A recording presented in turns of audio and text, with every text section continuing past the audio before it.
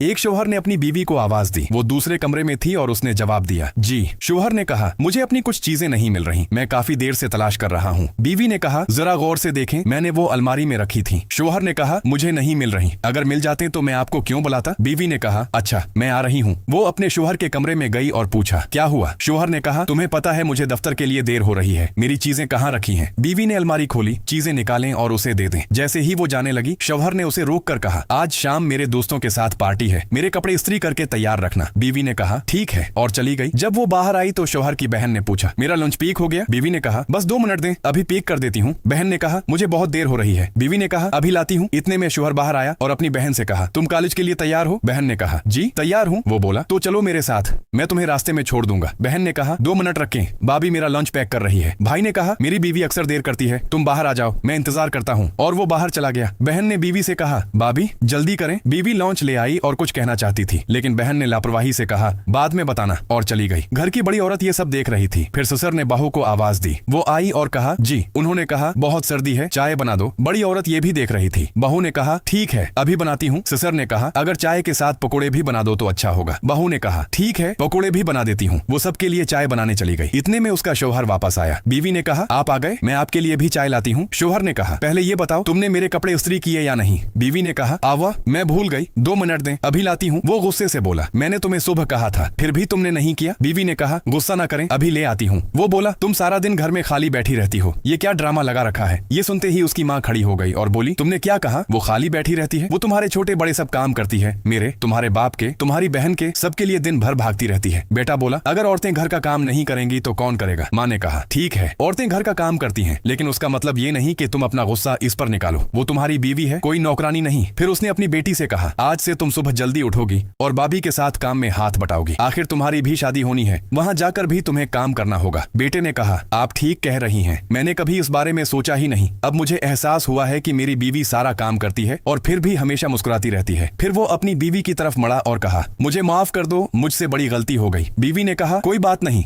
ठहरे, मैं आपके कपड़े ले आती हूँ। वो बोला, नहीं, तुम रख जाओ, आज मैं खुद कपड़े इस्त्री करूंगा और आइंदा भी मैं ही करूंगा। और वो चला गया। घर के सब लोग खुश हो गए। बड़ी औरत ने खुशी से अपनी बहू को गले लगा लिया। इस मेहरबान औरत के लिए एक लायक तो बनता है जिसने घर के काम सिर्फ बहू पर नहीं बल्कि सब घर वालों में तकसीम किए।